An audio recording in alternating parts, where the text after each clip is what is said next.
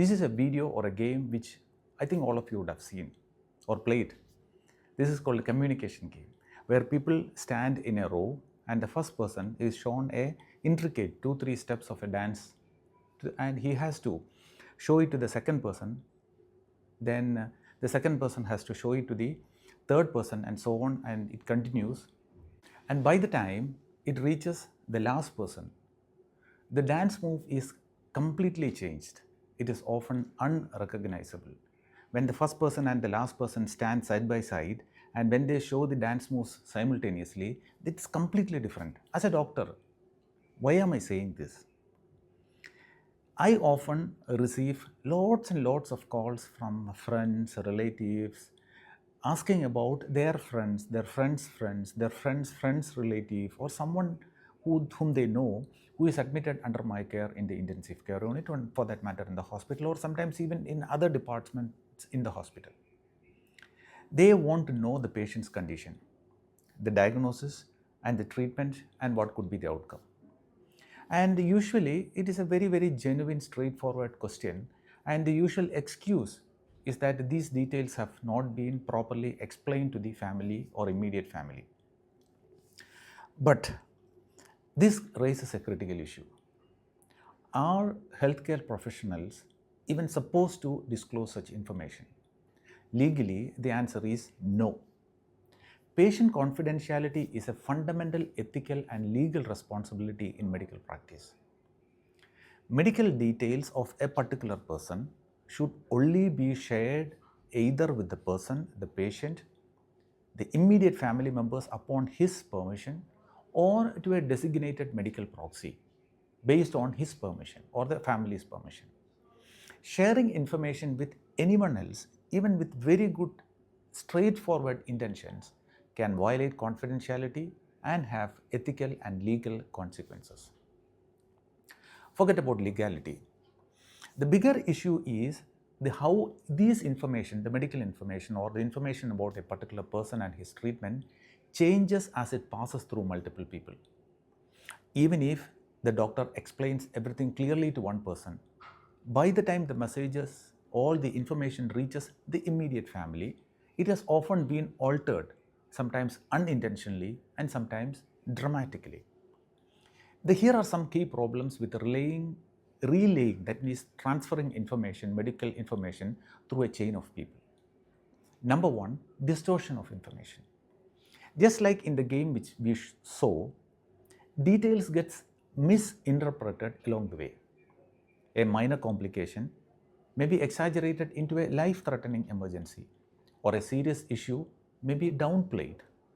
Number two, emotional misinterpretation. Medical updates carry an emotional weight. A small detail, when passed through multiple people, can create unnecessary panic or false reassurance also. 3. Confusing and conflicting information. If different people receive and relay or convey updates, the family often gets conflicting versions of the patient's story, leading to confusion and naturally misunderstandings. Number 4, unnecessary pressure on the medical team or the healthcare professional team. When multiple people call for updates, doctors and hospital staff end up repeating the same information multiple times. This not only consumes time, but also increases the risk of inconsistencies. Imagine a surgical team who has been working overnight to save a patient, and the next day repeating what is happening to the patient to multiple people on multiple occasions. Imagine the stress on them. Number 5, ethical dilemma. A well-meaning friend or a distant relative may insist that they are asking on behalf of the immediate family. But how do we verify if they actually have the family's consent?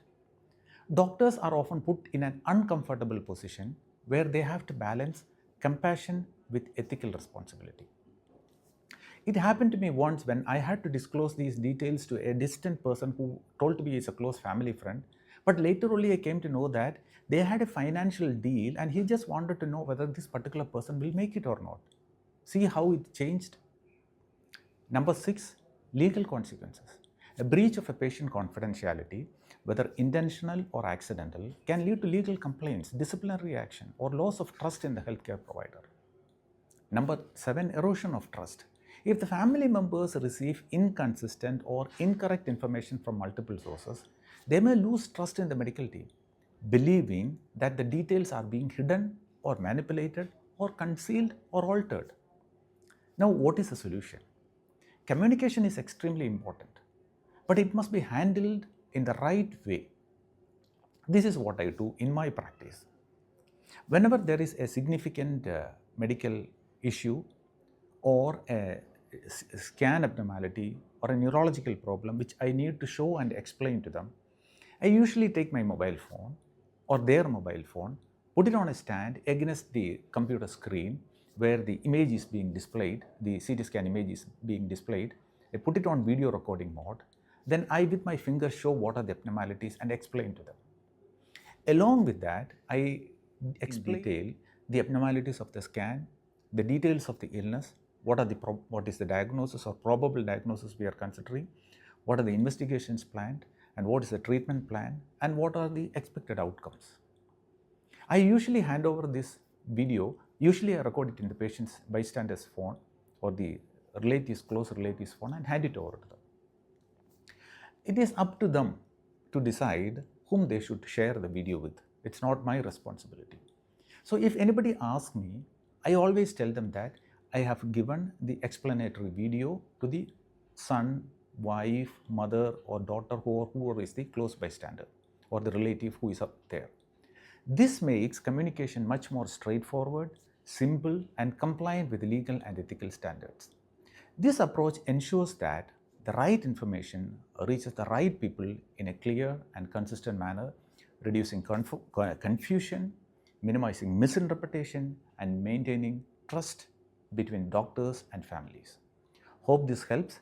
Please do share your thoughts and comments on this very troubling issue as far as the healthcare professionals are concerned.